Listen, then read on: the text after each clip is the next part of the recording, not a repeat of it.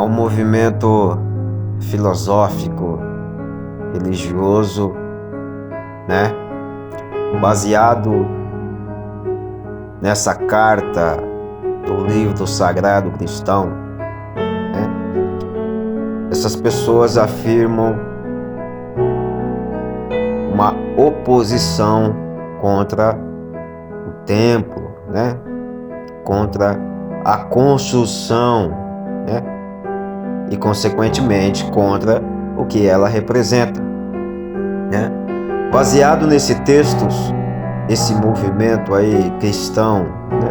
Chamado de o movimento dos desigrejados, né? Eles mesmos se excluem da egrégora, vamos dizer assim, desigrejados, mas ao mesmo tempo afirmam que são a igreja, se chamam desigrejados, mas afirmam que fazem parte da igreja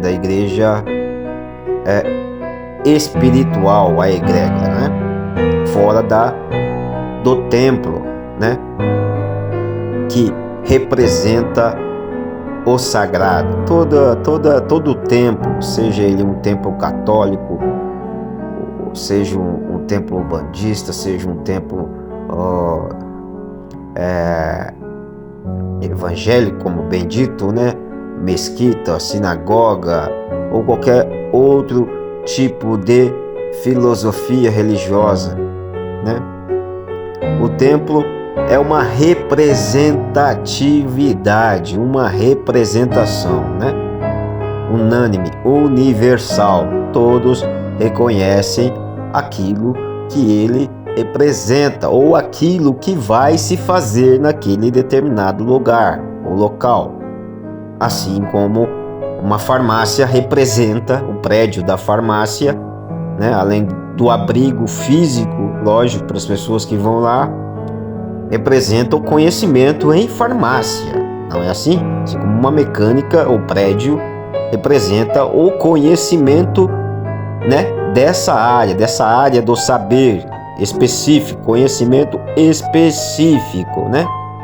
De forma que um hospital, o prédio de um hospital representa o conhecimento, né? Médico, na medicina, né? E nas suas técnicas, vamos dizer assim, né? Porque a medicina é um todo com suas partes técnicas, seus conhecimentos técnicos, por exemplo, a oftalmologia, né? A veterinária, são partes técnicas da medicina. E eu penso que o escritor do livro da Carta Sagrada aí dos cristãos, ele não conhecia muito bem a Bíblia. Até porque para afirmar o que ele está afirmando, né? É uma contradição absurda, né? Lógico, Deus não necessariamente está restrito a um templo. Lógico, Deus é o todo, o absoluto, o infinito, né? Mas aí ele traz uma conotatividade de que Deus não está dentro do templo. O que é uma contradição, olha. Se Deus é o todo, o infinito, né? Todas as coisas, o todo e suas partes. Logo, Deus está no templo também. Lógico, no limiar das coisas, né? A substância da palavra ou do entendimento, obviamente, Deus não está restrito ao templo, né? Deus não está somente ali no templo religioso, né? O templo religioso vai abrigar o todo, não. O templo religioso é uma parte do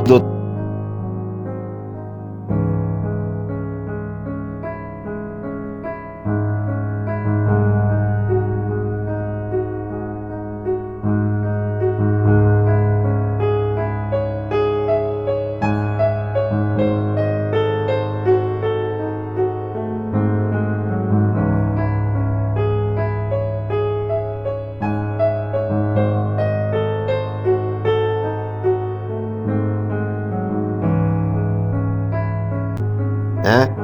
Ele é parte do todo. O todo Deus, o infinito, está em todas as coisas, em todos os lugares, né? Lógico que ali ele faz dá a entender uma arquetipagem da manifestação de Deus no homem, na consciência, dentro da consciência do homem. Aí é utilizada a palavra corpo físico humano, né? É que dentro dele está inserido a consciência, né? O espírito, a alma, né? Onde o corpo seria o templo do espírito, no qual o espírito está inserido, vamos dizer assim. Mas Deus também está no corpo, o corpo também é uma manifestação de Deus. Todas as coisas são manifestação de Deus. Deus não está fora do todo, não está à parte da sua criação, né? Mas ainda assim, ele está na sua criação, em todas as suas manifestações, numa pedra, numa folha, num passarinho, numa célula, num átomo, no ar. Ele está absolutamente em tudo, e todas essas coisas se assentam, as suas partes, obviamente, se assentam em níveis de onda, né? O que é a matéria, senão onda, né? Em baixa vibração, em baixa frequência, né? Assim como o ciclo da água, né? Eu uso muito esse ciclo da água para explicar os níveis conforme a vibração, assim como a luz. Então Deus, todas as coisas são partes de Deus, são partes do todo.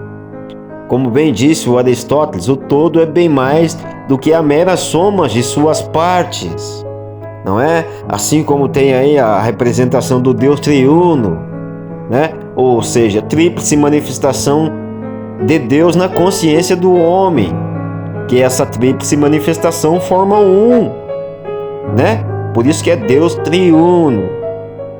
Assim como um átomo é um, mas dentro dele tem o negativo, o positivo e o neutro ou o elétron, se vocês preferirem, né? Que formam um, que é o átomo. Então até o próprio Jesus Cristo exemplifica a representatividade ao citar sobre o altar e aquilo que ele representa, não é? Está aparecendo aí na sua tela. De forma que o altar ou o templo, por exemplo, vamos voltar no templo de Jerusalém. O templo representa ali onde está inserida a representatividade do Deus de Israel, no caso, que no caso seria o Santo dos Santos, a Arca da Aliança. Abrigar essa presença representativa do Criador, porque o Criador está em todas as coisas, óbvio, como eu já disse anteriormente, né? Não é como a filosofia cristã, por exemplo, acha que Deus está separado, ele está à parte da sua criação. Não, ele está na sua criação. Deus não está dentro de uma caixa de fósforo em sua totalidade, mas ele é a caixa de fósforo, ou a caixa de fósforo é uma parte do Criador. Deus não está dentro da caixa de fósforo, mas também não está fora dela. Consegue compreender? Deus não está totalmente, substancialmente dentro de uma igreja, de um templo, de uma mesquita, de uma sinagoga, mas também não está fora dela, ou delas, ou deles, se vocês preferirem. Então tem que ter muita inteligência para saber que isso é uma representação da consciência de Deus, vamos dizer assim, né? Porque a gente vai orar, né? De modo que o corpo também toma uma representação de ser um templo da consciência, né? De forma que um é o corpo e um é a consciência. Só que a consciência está inserida, vamos dizer assim, no corpo, mesmo não sendo o corpo. Compreendem? Então, até quando a gente quer falar de consciência, qual avatar a gente usa? Qual arquétipo? Um cérebro. A consciência é cérebro? Não. O cérebro é uma coisa, a consciência é outra. Mas é só uma representação, até porque a consciência ela é a metafísica abstrata. Então, se utiliza de um objeto físico, vamos dizer assim, uma forma, né, para representar essa consciência. É por isso que as culturas representam Deus no avatar de um homem, assim como o cristianismo. Aí até o próprio Davi, rei de Israel, né, que é um instrumento do Espírito Sagrado, do Sagrado Espírito Santo do Deus Altíssimo, né? Ele admoesta, ele expõe, né? O Espírito expõe através da consciência do salmista que Deus não tem necessidade de nenhum novilho, né? Ou de nada, porque todas as coisas é dele, e para ele e por eles foram transmutadas, pensadas, arquitetadas e aplicadas. E todas as coisas não estão fora deles, mas são partes dele, assim como os seus membros são parte do seu corpo, né? Não tem lá os dedos? O dedo não é a mesma coisa que a mão, ou a mesma coisa que o pé, mas é uma parte do todo, que é o seu corpo, usando como analogia, né? Como uma representação de entendimento. Compreende? Então, eu penso que essas pessoas não estão fazendo uso da razão, sabe? Não conseguem entender o básico. Aliás, o que eu ouço às vezes, principalmente no meio evangélico, de barbaridade, sabe? Não dá.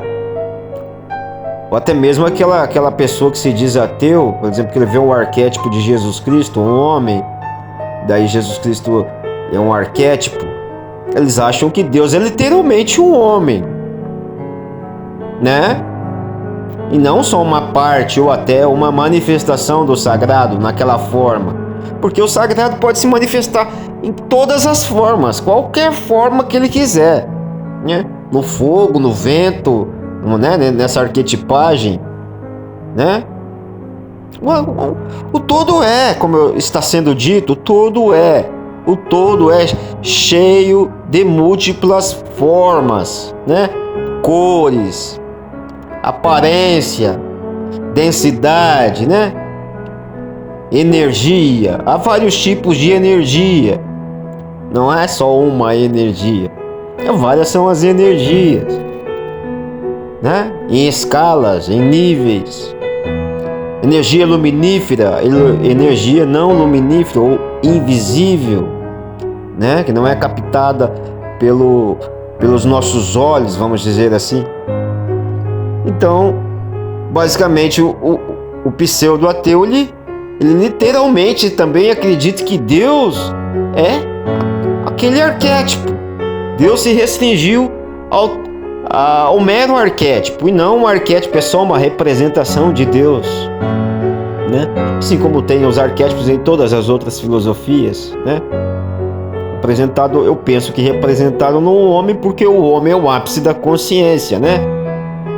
Humanamente falando, dentro da natureza, né? Dentro dessas partes do todo. Então, logicamente, representado Deus no arquétipo de um homem. Mas não que Deus seja literalmente um homem, mas está no homem. O homem é uma parte de Deus. Ou, aliás, a mais sublime parte de Deus é o homem. Não é? Por isso que somos a imagem e semelhança do Criador, da consciência, porque temos consciência. Não no mesmo nível do Criador, mas semelhante, porque semelhante não quer dizer igual. Ah, você é igual, não é. Semelhante é aquilo que se aproxima ou que se assemelha, e não a definição exata, né? Então, que fique bem claro isso, que a gente saiba diferenciar as coisas, né? Até como dizia o próprio Aristóteles dentro desse contexto, a maior da desigualdade é querer igualar as coisas desiguais. Grande mestre Aristóteles. Então, nós temos que ter muita inteligência, né? E saber o que uma coisa é uma coisa, outra coisa é outra coisa. Então, eu penso que esse movimento, né, que me chamou a atenção, não consegue fazer o uso básico da hermenêutica, né? Da interpretação do contexto, da figura de linguagem, né? Assim como o ateu também não consegue diferenciar um arquétipo da realidade, né? Por exemplo, né? Você é uma pessoa, tá? Tem uma consciência individual diferente da minha, ainda que semelhante, mas não igual, diferente. Aí você tem um nome, de forma que o seu nome não é você. O seu nome é apenas a representação da sua pessoa. Quando eu falo o seu nome, ou vou buscar a substância do seu nome, ali não reflete na totalidade daquilo que é a sua pessoa. Assim como a sua assinatura. A sua assinatura é uma representação sua ou minha, e não literalmente eu ou você, né? Então, se eu profano o templo, lógico, eu profano aquilo que ele representa. Não é assim? Se eu profano um arquétipo, se eu profanar o arquétipo de Jesus Cristo, eu estarei profanando a Deus. Mesmo que Jesus Cristo não seja o meu arquétipo, né? A minha forma de imaginar o sagrado. Lógico, todos nós imaginamos o sagrado, né? Mas ele tem dentro de uma egrégora muito grande, ele adota uma representação do sagrado, e as pessoas que fazem as suas súplicas, as suas rezas, as suas meditações, né? Imaginando o sagrado sobre aquele arquétipo, sobre aquela representatividade, o sagrado vai se manifestar de qualquer forma, de qualquer jeito, dependente se você imagina Jesus Cristo ou qualquer outro arquétipo. Então, todos os arquétipos das filosofias religiosas, ainda que não representem a consciência de Deus, mas ela pode representar uma outra consciência. Os guias espirituais, né? Por exemplo, a Nossa Senhora, os anjos, né? Os santos, né? Os arquétipos da Umbanda, da Quimbanda, do Candomblé, representam uma consciência, um ser existencial, porque existir é consciência, né? Compreende isso? Então, se eu profano o templo, eu profano aquilo que ele representa, né? Por exemplo, se eu piso na camisa do Corinthians, né? Achincalho com a camisa, logo eu estou profanando aquilo que ele representa. O Corinthians não existe como uma unidade consciente, como é Deus ou os guias espirituais, mas ele existe em várias outras consciências, no caso os corintianos, né? Então, se eu profano aquele símbolo, aquele arquétipo, né, que representam essas pessoas, né? Compreendem? Então, penso que esse movimento é um movimento contraditório, esse movimento, ninguém é uma ilha. Você precisa de uma egrégora espiritual. Aliás, a força espiritual é muito maior dentro de uma egrégora que numa unidade. Por isso disse bem o mestre Jesus, o grande iniciado cristão, onde tiver dois ou mais, ali eu estarei.